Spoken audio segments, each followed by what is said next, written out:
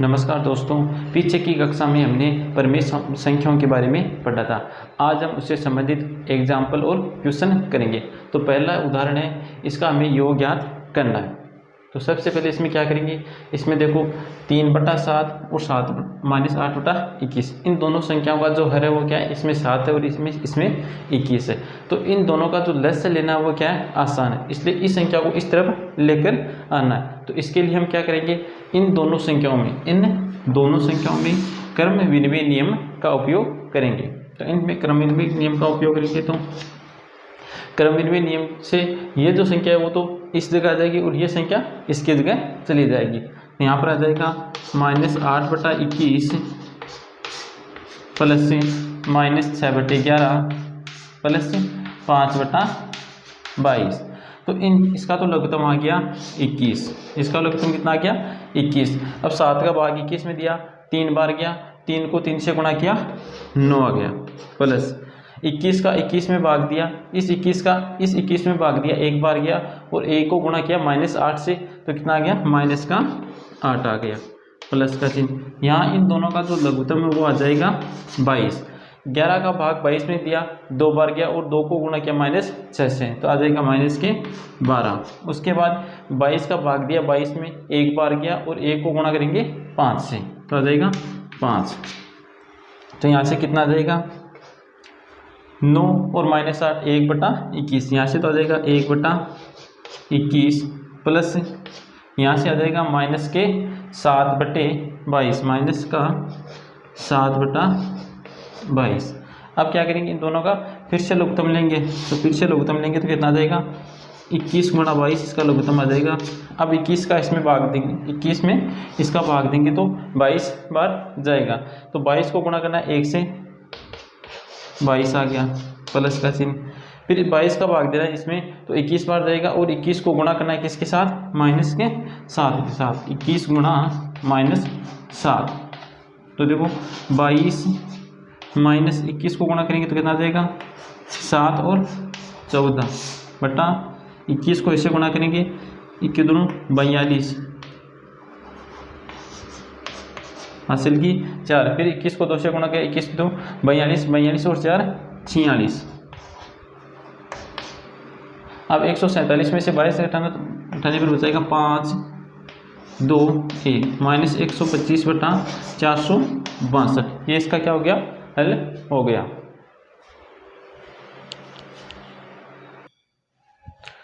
तो यहाँ पर हमने जो नियम लगाया था वो था क्रम विनिमय का नियम।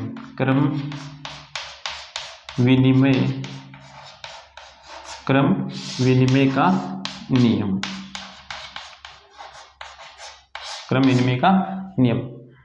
उदाहरण दूसरे में हमें इस संख्या का क्या गुणा करना है, इस संख्या को गुणा करना है। तो यहाँ पर है -4/5। अगर यहाँ देखो, ध्यान से देखो, यहाँ पर 4/5 और यहाँ पर कितना है 15/16। तो ये 4 इस 16 से क्या हो रहा है, कट रहा है, इस 16 से क्या हो जाएगा, कट जाएगा। तो इसमें हम क्या लगाएंगे, यहाँ पर क्रम विनिमय नियम लगाएंगे और 15/16 को 3/7 की जगह लिखेंगे और 3/7 को 15/16 की जगह लिखेंगे। तो यहाँ पर देखो -4/5 गुणा, अब क्रम विनिमय नियम लगाएंगे तो 15/16 तो किसकी जगह आ जाएगा, 3/7 की जगह। 15/16 गुणा 15/16 की जगह आ गया 3/7 इंटू -14/9। यहाँ से देखो 4 बार कट गया, 16। यहाँ से 4 में 4 का भाग दिया, एक बार जाएगा। उसके बाद 4 का भाग 16 में दिया, 4 बार गया। 5 का भाग यहाँ 5 और 15 में 5 का भाग जा रहा है, तो 5 का भाग दिया इसमें तो एक बार जाएगा और 15 में दिया तो 3 बार गया।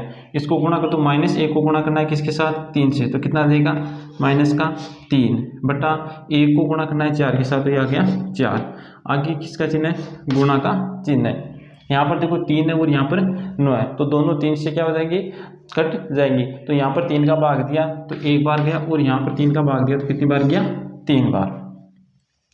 फिर 7 और 14 में 7 का भाग जा रहा है, तो 7 का भाग देंगे, 7 में 7 का भाग दिया, एक बार गया और 14 में 7 का भाग दिया, 2 बार गया।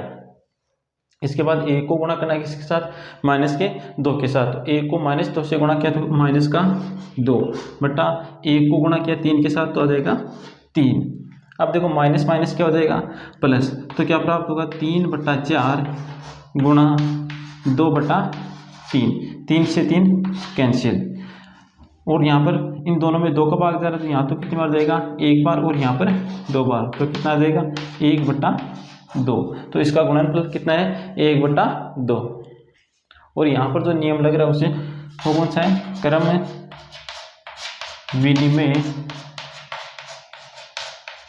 विनिमय का नियम। उदाहरण नंबर 3 में हमें योज्य प्रतिलोम बताना है। पहला 2 संख्याएं दी गई, एक तो -7/19 और दूसरी संख्या 21/112, इन दोनों का योज्य प्रतिलोम बताना है। तो हमने जब योज्य प्रतिलोम का बारे में पढ़ा तो हमने देखा था किसी संख्या एक का योज्य प्रतिलोम होता है -1, एक का योज्य प्रतिलोम, कोई भी संख्या ए परिमेय संख्या तो इस परिमेय संख्या का योज्य प्रतिलोम क्या होगा माइनस का ए होगा। यहाँ पर ए की जगह कितना आ रहा है 7/19 तो ए की जगह लिख दो माइनस का 7/19 का योज्य प्रतिलोम बराबर माइनस का चिन्ह है और एक की जगह वो संख्या क्या है माइनस के 7/19। यहाँ पर माइनस माइनस क्या हो जाएगा प्लस क्या आ जाएगा 7/19, तो -7/19 का योज्य प्रतिलोम क्या है 7/19। पहला ये तो पहला क्यों। दूसरा पार्ट देखो इसका, दूसरे पार्ट में 21/112 का क्या बताना है योज्य प्रतिलोम बताना है। तो 21, अब एक की जगह कौन सी संख्या रख दो 21/112, 21/112 का योज्य प्रतिलोम, तो इसका योज्य प्रतिलोम कितना होगा माइनस और एक की जगह संख्या कितनी है 21/112, तो इस 21/112 का योज्य प्रतिलोम कितना होगा माइनस का 21/112।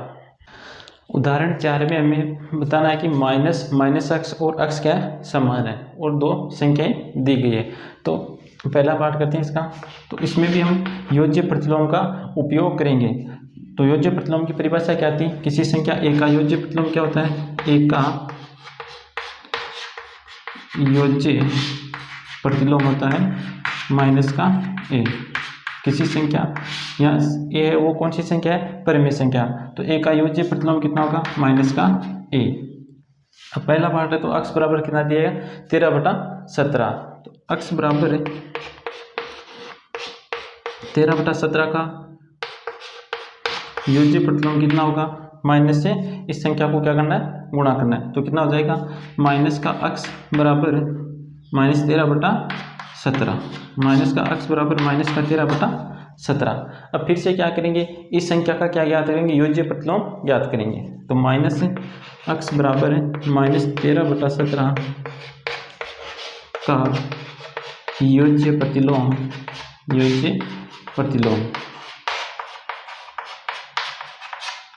अब एक की जगह क्या आ गई ये संख्या आ गई, तो यहाँ पर एक की जगह देखो एक किससे गुणा हो रहा है माइनस ए से, तो इस संख्या को क्या करेंगे इसका प्रतिलोम ज्ञात करने के लिए इसको माइनस से गुणा करेंगे। तो यहाँ अक्ष को माइनस से गुणा किया तो माइनस अक्ष बराबर, अब -13/7 को भी गुणा करो -13/17, तो यहाँ से कितना जाएगा माइनस अक्ष बराबर 13/17।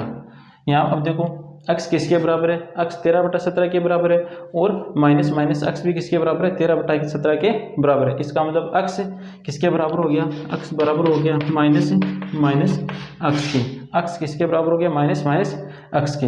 इसी प्रकार इसका दूसरा पार्ट करेंगे, तो दूसरे पार्ट में भी क्या जो संख्या दी गई है वो है -21/31, -21/31 अक्ष बराबर है -21/31। तो इसका योज्य प्रतिलोम क्या होगा योज्य प्रतिलोम एक का योज्य प्रतिलोम होता है माइनस ए, अर्थात माइनस से गुणा करना है, तो माइनस से इसको गुणा करेंगे तो क्या आ जाएगा माइनस का अक्ष बराबर है माइनस, अब इसको माइनस से गुणा करेंगे तो क्या किस ये प्लस में बदल जाएगा, तो प्लस क्या आ जाएगा 21/31। अब इस संख्या का फिर से हमें योज्य प्रतिलोम ज्ञात करना है, तो इस संख्या का योज्य प्रतिलोम ज्ञात करेंगे 21/31। तो क्या करेंगे, यहाँ पे देखो एक का यूज कितना होता है माइनस से, अर्थात माइनस से गुणा करना। तो इस संख्या को फिर से माइनस से गुणा कर दो, तो माइनस एक्स बराबर है, इसको माइनस से गुणा करेंगे तो माइनस का 21/31। अब यहाँ देखो जो अक्स है वो किसके बराबर है, माइनस के 21/31 के, और जो माइनस 21/31 है वो माइनस अक्स के भी बराबर है। तो यहाँ से क्या देगा, माइनस अक्स बराबर किसके हैं, अक्स के बराबर है। यही हमें इसमें बताना था। उदाहरण नंबर 5 को हल करना है। तो सबसे पहले इसको लिख लेंगे 2/5 गुणा माइनस के 3/7 प्लस माइनस के 1/14 प्लस माइनस 3/7 गुणा 3/5।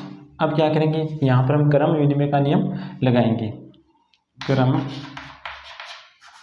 विनिमय का नियम लगाने पर क्या मिलेगा हमें, 2/5 गुणा माइनस के 3/7 plus minus 3/7 into 3/5 plus minus का 1/14। यहाँ पर हमने नियम लगाया क्रम विनिमयता का नियम।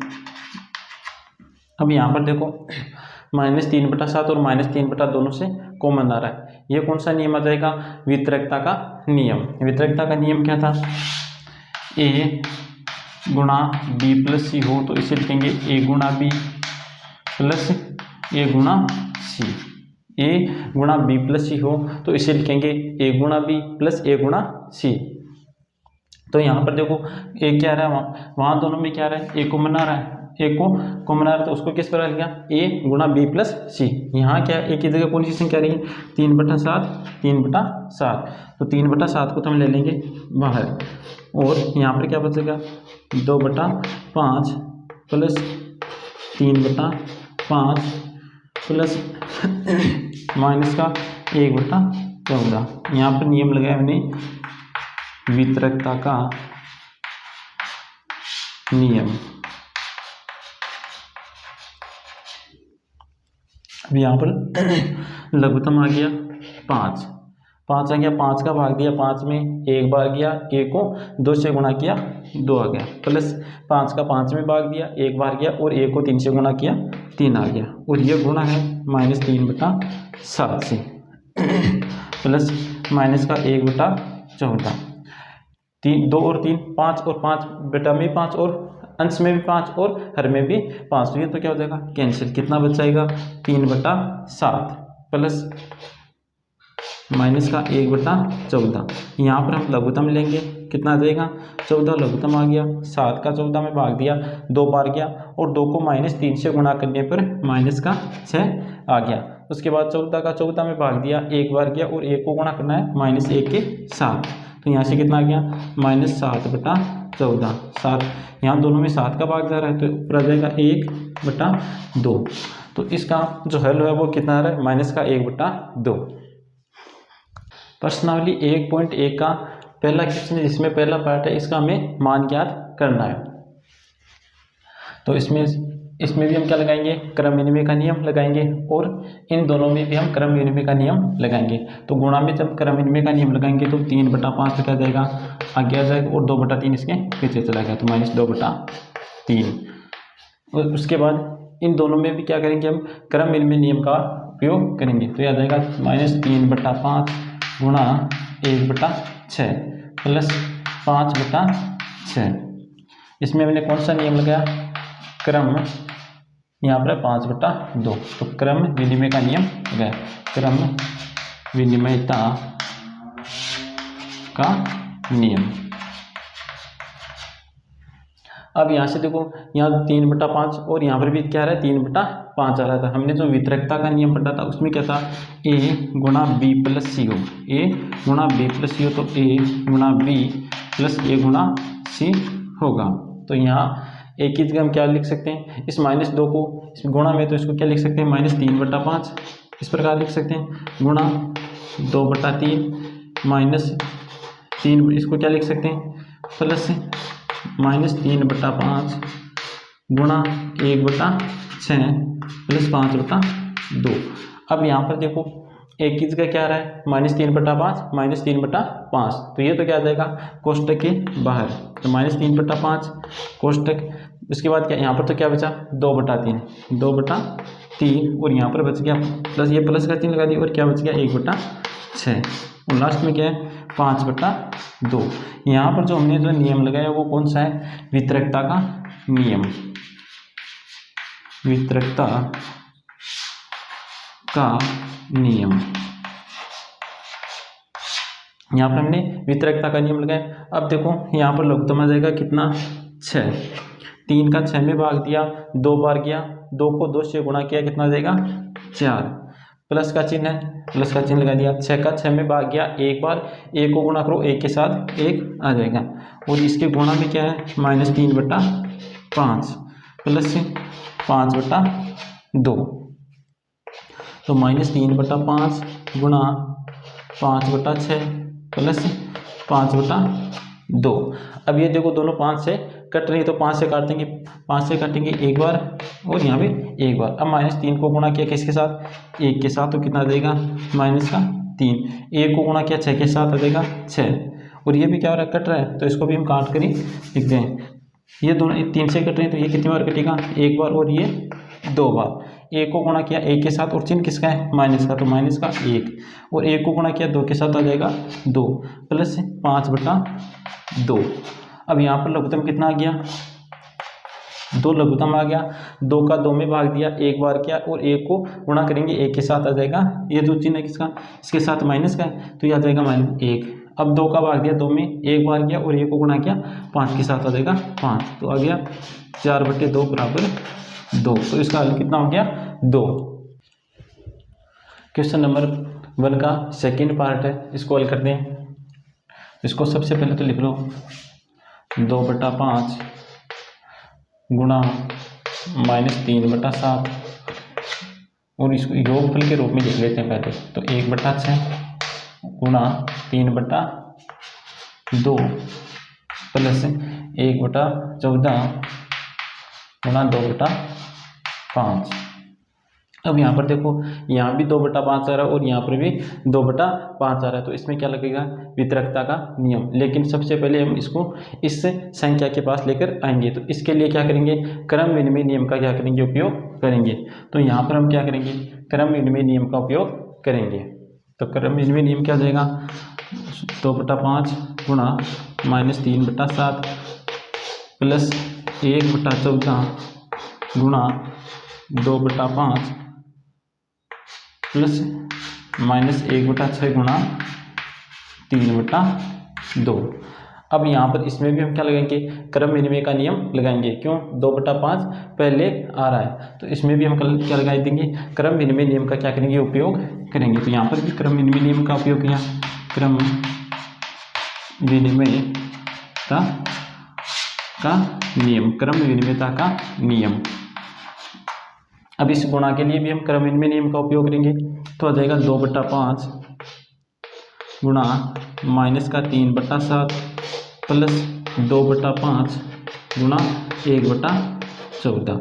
अब देखो यहाँ 3 6 से कट रहा है, दोनों ये 3 से कट रहे हैं, तो 3 से 3 एक बार कटेगा, और 6 का जब 3 में भाग देंगे, सॉरी 3 का जब 6 में भाग देंगे तो जाएगा 2 बार।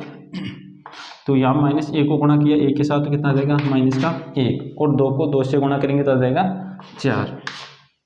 उसके बाद यहाँ पर क्या लगाएंगे हम, यहाँ पर लगाएंगे हम वितरकता का नियम। यहाँ पर तो क्या लगा दिया था पहले, इसमें हम क्या लगाया था क्रम विनिमय का नियम।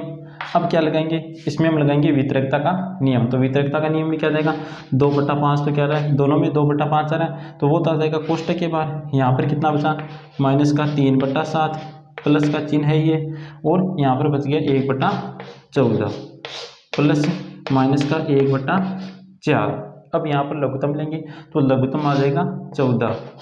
7 का भाग 14 में दिया, 2 बार गया, 2 को -3 से गुणा किया तो आ जाएगा -6 प्लस का चिन्ह। 14 को 14 का भाग दिया, 14 में एक बार गया, और 1 को गुणा किया 1 से।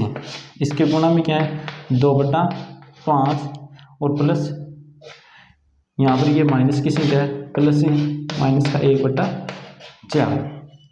तो 2/5। तो यहाँ पर जो नियम लगा वो कौन सा था, वितरकता का नियम।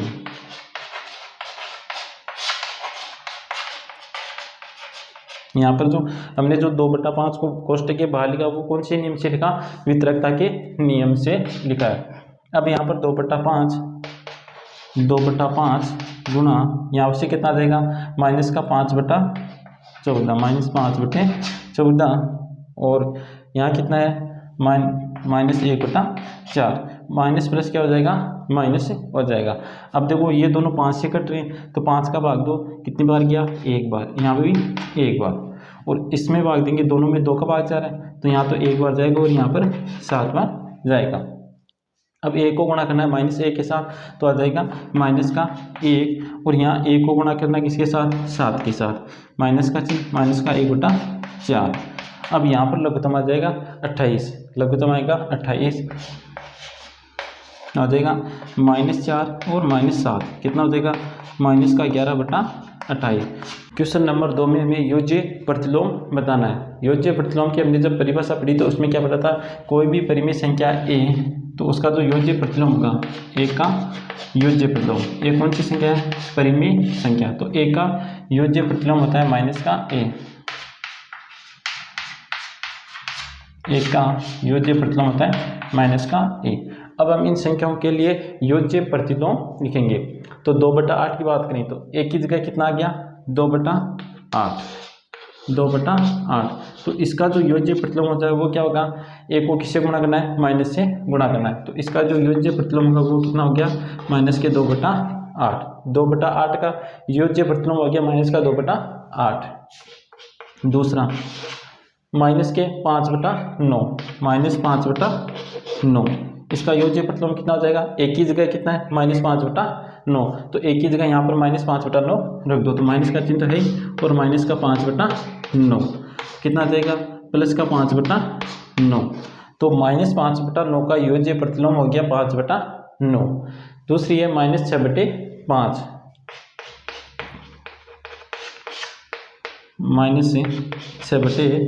माइनस का 5। अब देखो यहाँ पर माइनस माइनस क्या हो जाएगा, प्लस, तो ये संख्या हो जाएगी 6/5। अब 6/5 का हमें योज्य प्रतिलोम बताना है, तो एक की जगह क्या रख दो, 6/5 रख दो, तो इस 6/5 को रखोगे तो एक का इस 6/5 का योज्य प्रतिलोम मिलेगा। यहाँ पर जब 6/5 रखोगे तो कितना आ जाएगा, माइनस का 6/5, तो 6/5 का योज्य प्रतिलोम हो गया माइनस का 6/5। इसके बता नेक्स्ट है 2/-9,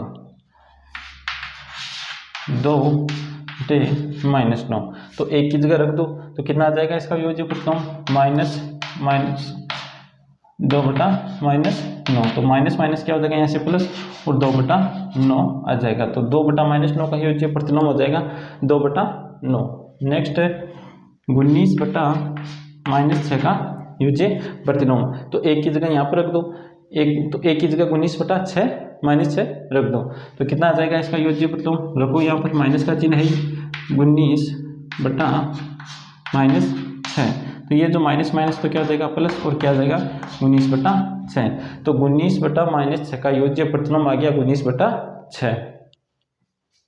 क्वेश्चन नंबर 3 में हमें अक्ष के 2 मान दे रखे और इन दोनों मानों के लिए सत्यापित करना है कि माइनस कोष्टक माइनस अक्ष बराबर क्या होता है, अक्ष होता है। तो हम इसके हल में किसका उपयोग करेंगे, योज्य प्रतिलोम का उपयोग करेंगे। तो ए का योज्य प्रतिलोम कितना होता है, माइनस का ए का योज्य प्रतिलोम कितना होता है, माइनस का ए। तो पहली संख्या क्या है, अक्ष बराबर 11/15, अक्ष बराबर क्या है 11/15। तो इस संख्या का क्या ज्ञात करेंगे, अक्ष बराबर 11/15 का योज्य प्रतिलोम, योज्य प्रतिलोम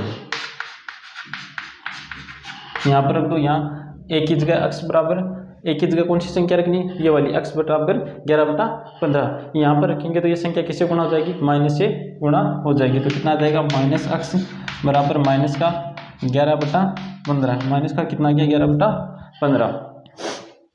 अब क्या करना है, फिर से हमें इस संख्या का योज्य प्रतिलोम ज्ञात करना है। तो फिर से इस संख्या का योज्य प्रतिलोम ज्ञात करेंगे, तो -11/15 का योज्य प्रतिलोम, तो इसको एक की जगह रख दो तो 1 की जगह रखोगे तो योज्य प्रतिलोम कितना मिलेगा, माइनस का है, तो इसका जो योज्य प्रतिलोम होगा वो क्या आ जाएगा, माइनस से गुणा हो जाएगा। तो इसको माइनस से गुणा करूँ तो आ जाएगा माइनस एक्स बराबर माइनस के 11/15। तो यहाँ पर कितना आ जाएगा, माइनस एक्स बराबर 11/15 आ गया। यहाँ पर x बराबर था 11/15 और यहाँ पर माइनस एक्स बराबर क्या है, 11/15। तो दोनों में देखो जो 11/15 दोनों में बराबर है, इसका मतलब x किसके बराबर हो गया, माइनस एक्स के बराबर हो गया। तो x बराबर हो गया माइनस एक्स के बराबर हो गया। तो यहाँ पर हमने x बराबर 11/15 के लिए तो सत्यापित कर दिया कि x बराबर माइनस एक्स के क्या होता है, बराबर होता है। अब हम सिद्ध करें x बराबर -13/17 के लिए बात करेंगे। तो x का मान यहाँ पर कितना है, -13/17। तो इसका योज्य प्रतिलोम कितना हो जाएगा, -13/17। इसको क्या करना है, माइनस से मल्टीप्लाई करना है। तो क्या हो जाएगा, -x बराबर माइनस गुणा -13/17। ये माइनस क्या हो जाएगा, प्लस, कितना हो जाएगा, प्लस। तो -x बराबर क्या मिल जाएगा हमें, 13/17। अब इसका क्या करेंगे, फिर से योज्य प्रतिलोम याद करेंगे। तो x बराबर -x बराबर 13/17 का योज्य प्रतिलोम कितना हो जाएगा, इसको माइनस से गुणा कर दो। तो क्या आ जाएगा, माइनस x बराबर माइनस के 13/17। अब यहाँ पर देखो माइनस का 13/17 x के बराबर था और यहाँ पर माइनस का 13/17 माइनस x के बराबर है। तो x किसके बराबर हो गया, यहाँ से x बराबर हो गया माइनस x के। x किसके बराबर हो गया, माइनस x के। क्वेश्चन नंबर 4 में हमें गुणात्मक प्रतिलोम बताना है। तो हमें जब गुणात्मक प्रतिलोम के बारे में पढ़ा तो हमने पढ़ा था कि कोई भी परिमेय संख्या a/b, तो इसका जो गुणात्मक प्रतिलोम होगा वो होगा b/a। a/b का गुणात्मक प्रतिलोम होगा b/a।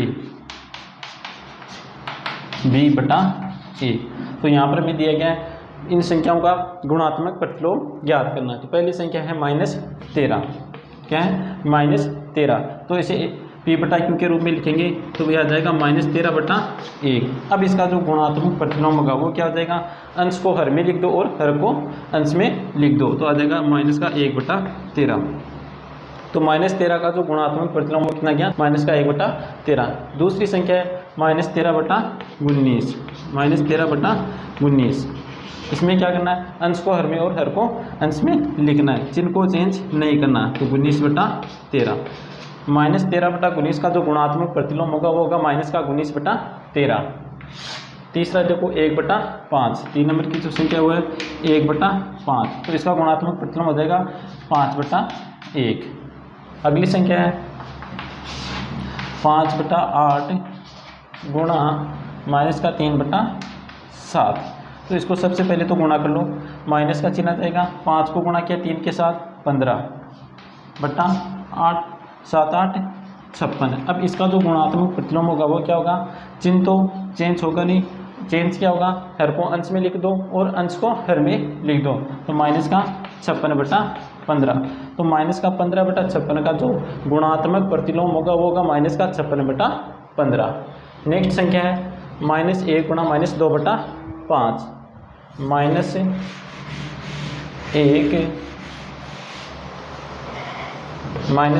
गुणा -2/5। तो इसका जो गुणात्मक प्रतिलोम होगा वो देखो, पहले तो इसको गुणा कर दो, तो गुणा करने पर कितना जाएगा 2/5। तो जो इसका गुणात्मक प्रतिलोम कितना होगा, हर को अंश में और अंश को हर में, तो ये आ जाएगा 5/2। इसका गुणात्मक प्रतिलोम कितना गया, 5/2। लास्ट पार्ट देखो, a का गुणात्मक प्रतिलोम कितना जाएगा, 1। a का गुणात्मक प्रतिलोम क्या जाएगा, 1। क्वेश्चन नंबर 5 में गुणन के अंतर्गत उपयोग किए गए गुणधर्म या गुण का नाम बताना है। तो यहाँ पर -4/5 गुणा 1 बराबर 1 गुणा -4/5 बराबर -4/5। तो यहाँ पर देखो, यहाँ पर क्या किया, यहाँ पर क्रम का क्या किया गया, क्रम विनिमय किया गया। तो यहाँ पर तो जो गुणधर्म है वो है क्रम विनिमयता।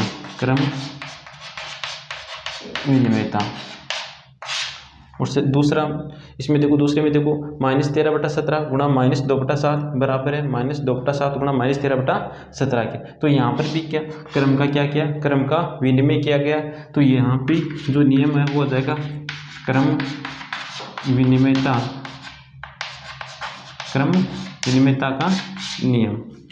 और तीसरा पार्ट उसमें -19/29 को गुणा किया गया 29/-19 से, और क्या मिल रहा 1। ये क्या होता है, गुणा के लिए तत्समक। ये क्या होता है, गुणा के लिए तत्समक। गुणा के लिए तत्समक कब प्राप्त होता है, जब किसी संख्या को उसके व्युत्क्रम से क्या करते हैं, गुणा करते हैं। जब किसी संख्या को उसके व्युत्क्रम से गुणा करते हैं तो उसका क्या मिलता है, तत्समक मिलता है। तो यहाँ पर जो गुण है उसका नाम है व्युत्क्रम या गुणात्मक प्रतिलोम।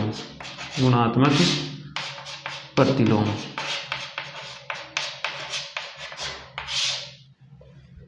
नंबर 6 में 6/13 को -7/16 के व्युत्क्रम से गुणा करना है। तो सबसे पहले हम -7/16 का व्युत्क्रम ज्ञात करते हैं। तो कोई परिमित संख्या a/b है तो उसका व्युत्क्रम होगा a/b का व्युत्क्रम बोल दो या गुणात्मक प्रतिलोम बोल दो, एक ही बात है। तो a/b का जो व्युत्क्रम होगा वो हो जाएगा b/a। अब यहाँ पर जो संख्या दी गई वो है -7/16। तो -7/16 का व्युत्क्रम हो जाएगा -16/7।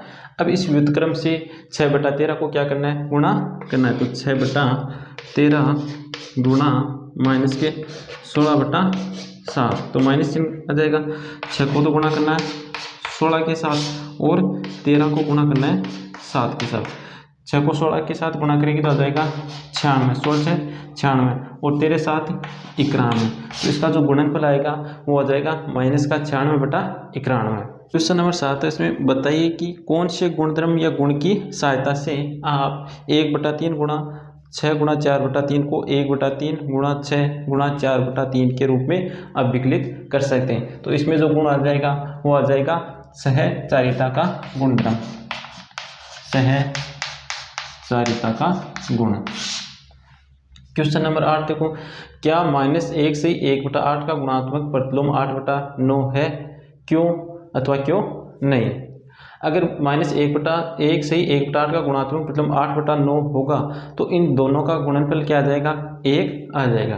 तो इसको इन दोनों को क्या करेंगे, गुणा करेंगे। तो -1 से 1/8 गुणा 8/9, इसका मतलब क्या हो गया, ये मिश्र भिन्न के रूप में दिया गया तो इसको भिन्न के रूप में लिखेंगे। तो 8 को 1 से गुणा करेंगे 8 आ गया, 8 में 1 जोड़ेंगे तो कितना देगा 9, 9/8 चिन्ह किसका है, माइनस का, गुणा 8/9, 8 से 8 कैंसिल, 9 से 9 तो कितना आ जाएगा -1। लेकिन जो अगर यह इसका गुणात्मक प्रतिलोम होता तो इन दोनों का जो गुणनफल है वो कितना रहता, 1। यहाँ पर कितना आ रहा है -1, इसलिए -1 से ही 1/8 का गुणात्मक प्रतिलोम 8/9 नहीं है। क्वेश्चन नंबर 9 में क्या दिया गया, 3 से ही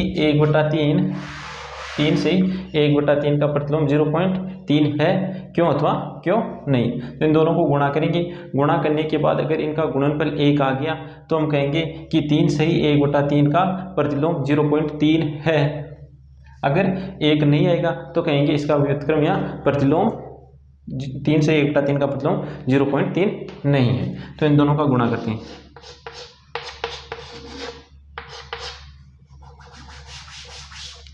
3 से 1/3 गुणा 0.3, 3 क्या 9, 9 + 1 10/3 और इसमें से भी दशमलव को उठाएंगे तो आ जाएगा 3/10। 3 से 3 गया और 10 से 10 तो कितना आ जाएगा 1। दोनों का गुणनफल क्या रहा है 1। इसका मतलब 3 से 1/3 का प्रतिलोम क्या है 0.3 है। क्वेश्चन नंबर 10 में 3 भाग दिए गए। वो पहला है ऐसी परिमेय संख्या जिसका कोई व्युत्क्रम नहीं है, ये हमें बताना है। ऐसी कौन सी संख्या है जिसका व्युत्क्रम नहीं है। तो सबसे पहले तो देखो व्युत्क्रम क्या होता है, कोई भी संख्या है a/b, तो a/b का व्युत्क्रम होगा b/a।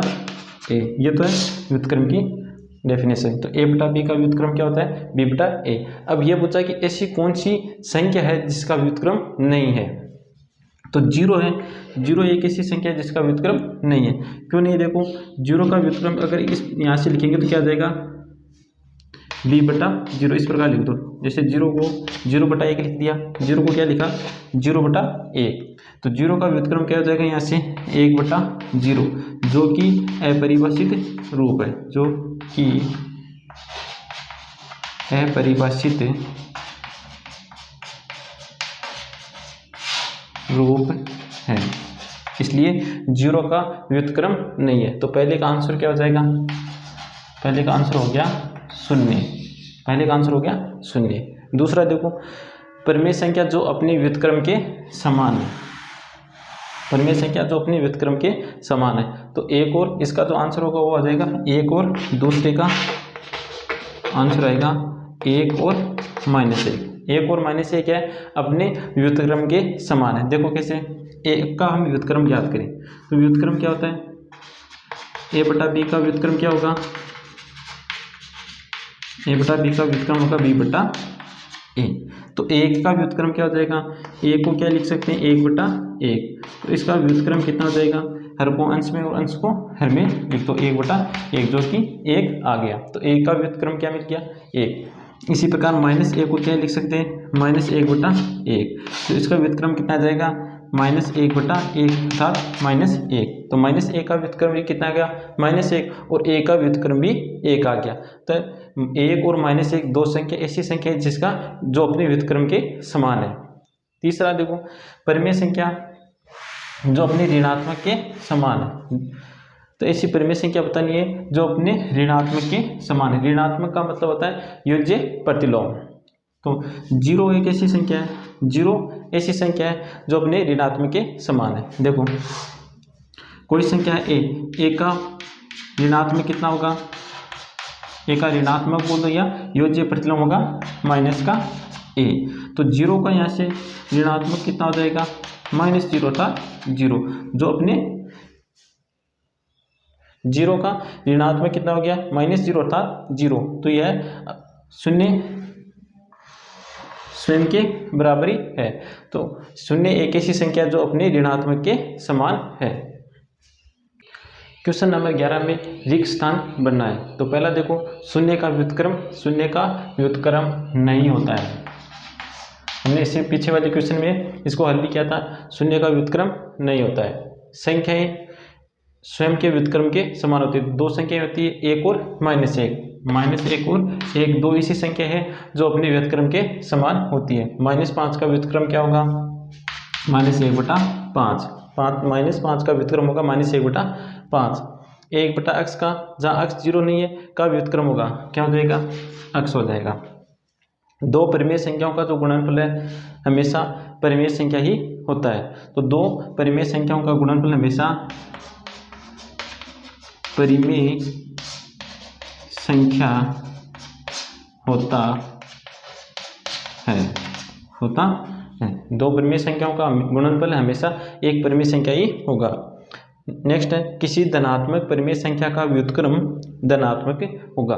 कोई भी धनात्मक परिमेय संख्या होगी उसका व्युत्क्रम हमेशा कैसा होगा, धनात्मक होगा। इसमें आ जाएगा धनात्मक। इसी के साथ प्रश्नावली जो 1.1 वो कंप्लीट होती है। अगर वीडियो अच्छा लगे तो लाइक, शेयर और चैनल को सब्सक्राइब करना भूलिएगा मत।